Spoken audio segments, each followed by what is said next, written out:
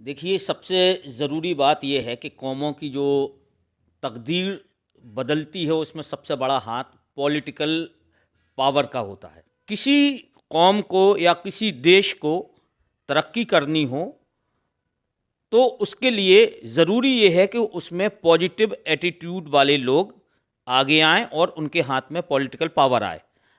अगर हम देखें, तो उनके जो स्वार्थ हैं, इस इत्तेहाद से पूरे हो रहे हैं। उसमें मुश्किल नहीं आ रही है, बल्कि उनके स्वार्थों को पूरा करने में इत्तेहाद इत्तेहाद एक बूस्टर की रोल करेगा। उनके स्वार्थों को पूरे करने का एक्सीलरेटर है।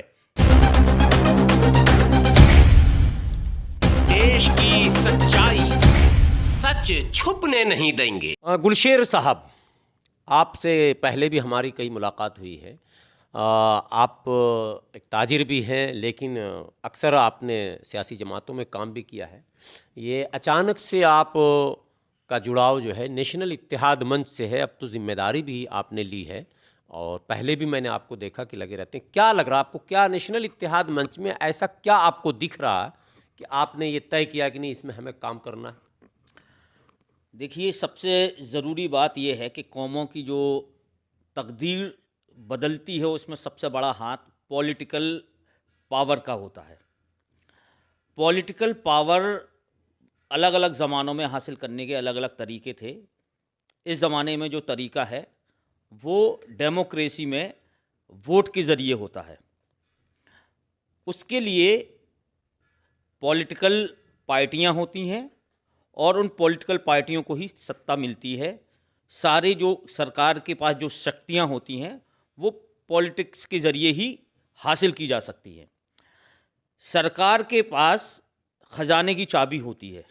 सरकार के पास पूरी राजनीतिक सिस्टम को, एडमिनिस्ट्रेटिव सिस्टम को, न्यायिक सिस्टम को चलाने की पूरी रिसोर्सेज होते हैं। उनको इम्प्लीमेंट करने का उनके पास ही वो पावर होती है। तो अगर किसी कौम को या किसी देश को तरक्की करनी हो, तो उसके लिए ज़रूरी ये है कि उसमें पॉजिटिव एटीट्यूड वाले लोग आगे आएँ और उनके हाथ में पॉलिटिकल पावर आए। अगर वो पॉलिटिकल पावर नेगेटिव लोगों के हाथ में चली जाए, तो उस देश में तरक्की या उस कौम की तरक्कियां रुक जाती हैं। अब हम आते हैं कि हम इसमें क्यों जुड़े। तो इसकी बहुत बड़ी वजह यह है कि अगर हम देखें, भारत देश में विकास की और महाशक्ति बनने की अपार संभावनाएं हैं, और एज अ सबसे बड़ी माइनॉरिटी मुस्लिम समाज का इसमें बहुत अहम रोल है। लेकिन हम अभी तक देखते आए हैं कि मुस्लिम समाज का जो पॉजिटिव योगदान देश की तरक्की में, आगे बढ़ने में, जो चीज़ होनी चाहिए थी या वो कर सकते थे, जितना पोटेंशियल था, उतना वो डिलीवर नहीं कर पाए। इसलिए ऐसा नहीं है कि कोशिशें नहीं हुई हैं, बहुत सारी कोशिशें हुई हैं, पहले भी हुई हैं और अभी भी हो रही हैं। लेकिन कहीं ना कहीं कोई ना कोई कमी ज़रूर रही है, जिसकी वजह से वो मकसद है आज तक हासिल नहीं हो पाया। इसकी मैं एक दो एग्ज़ाम्पल आपको देने जा रहा हूँ। एक एग्ज़ाम्पल है मुस्लिम मजलिस का। डॉक्टर फरीदी साहब ने अपने ज़माने में एक बहुत कामयाब मिशन चलाया था, एक बहुत कामयाब तहरीक चलाई थी, और उसका पॉलिटिकल रिज़ल्ट भी आया था। लेकिन हमारी बदकिस्मती है कि डॉक्टर फरीदी साहब उतना ज़्यादा अल्लाह ने उनको ज़िंदगी नहीं दी कि वो उसको आगे और नहीं ले जा पाए। और उससे बड़ी बदकिस्मती की बात यह थी कि कोई दूसरे लोग उस मुहिम को उससे आगे नहीं ले जा पाए, उसमें नाकामयाब हो गए। उसके बाद बहुत सालों के बाद एक दूसरी जो लहर आई इस लीडरशिप के मामले में, वो नेशनल लोकतांत्रिक पार्टी के ज़रिए उत्तर प्रदेश में आई। चूँकि मेरा ताल्लुक़ उत्तर प्रदेश से है, तो मैंने उसको बहुत करीब से देखा, और मुझे ये लगा कि इस पार्टी में और इस सोच में एक जो बात है, वो पॉलिटिकली बहुत मजबूती से देश को और कौम को आगे ले जा सकती है। इसीलिए मैं उस पार्टी में जुड़ा। उस पार्टी में का बहुत तेज़ी से विस्तार हुआ। यानी आप नेलोपा में भी काम कर चुके हैं। जी हाँ, मैं नेलोपा के मिशन को जानने के बाद बिना किसी से मुलाकात हुए, किसी नेता से मुलाकात हुए, दिल से जुड़ गया था और मैंने उसमें अपनी तन मन धन जो भी मेरे पास था, मैंने उसको आगे बढ़ाने के लिए खूब अपने दिल से खूब काम किया। संगठन बनाए, गांव-गांव तक संगठन बनाए। जो मेरा क्षेत्र था उसमें मैंने गांव-गांव तक संगठन बनाया और हमें उम्मीद थी कि हम बहुत जल्दी एक ऐसी पार्टी खड़ी कर लेंगे जिसकी बहुत जल्दी उत्तर प्रदेश की राजनीति में सत्ता में भागीदारी होगी।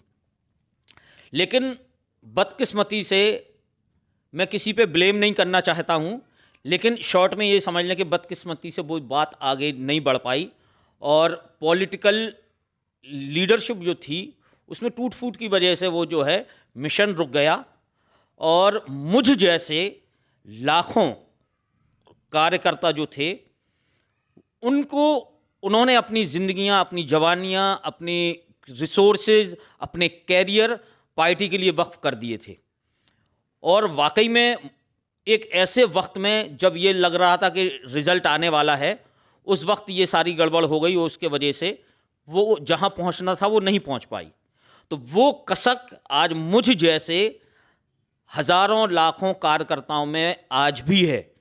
इस बात की एक बहुत बड़ी चीज़ जो मैं कहना चाहूँगा कि जो नेशनल लोकतांत्रिक पार्टी के जो कार्यकर्ता थे, उन्होंने, वो चूँकि मिशन से जुड़े हुए थे, तो उन्होंने किसी आम जो रोज आम तौर पे जो राजनीतिक पार्टी हैं उनमें आम तौर पे बड़ी तादाद में कोई नहीं गया।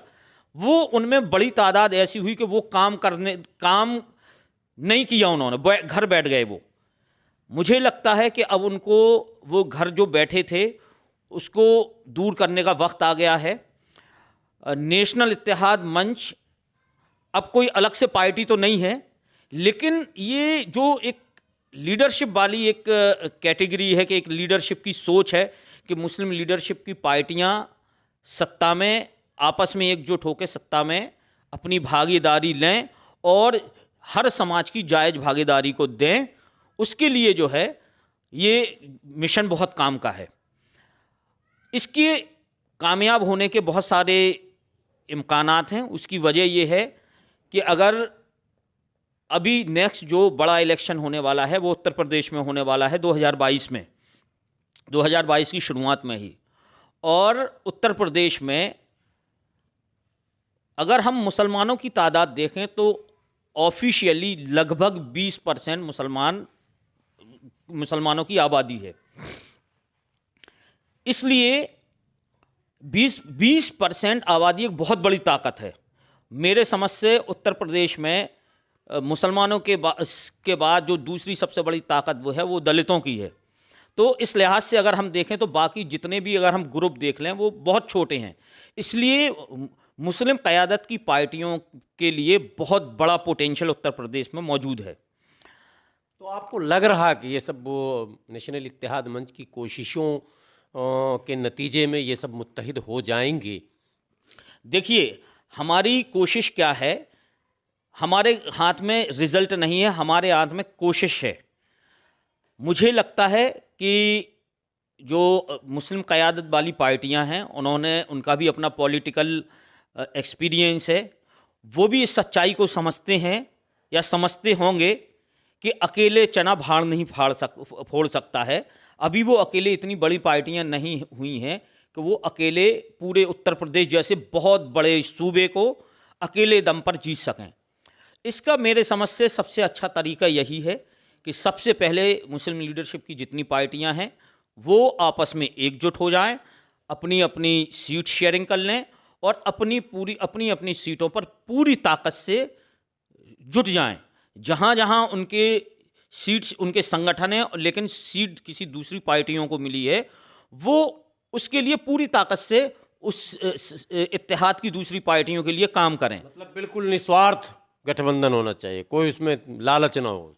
देखिए, राजनीति जहाँ तक बात आती है तो मुझे नहीं लगता कि कोई राजनीति में निस्वार्थ जो है काम करता है।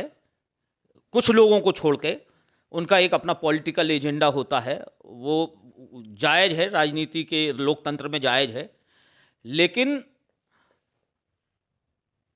अगर हम देखें तो उनके जो स्वार्थ हैं इस इत्तेहाद से पूरे हो रहे हैं, उसमें मुश्किल नहीं आ रही है, बल्कि उनके स्वार्थों को पूरा करने में इत्तेहाद एक बूस्टर की रोल करेगा। उनके स्वार्थों को पूरे करने का एक्सीलरेटर है। एक्सीलेटर की अगर हम बढ़ा देंगे तो वो स्पीड बढ़ जाएगी। इसलिए अगर वो जितनी जल्दी इकट्ठे होंगे, जितनी जल्दी मिलके काम करेंगे, उतना ज़्यादा उनके पॉलिटिकल मकासद को पूरा होने के इम्कानात हैं। बहुत बहुत शुक्रिया सर।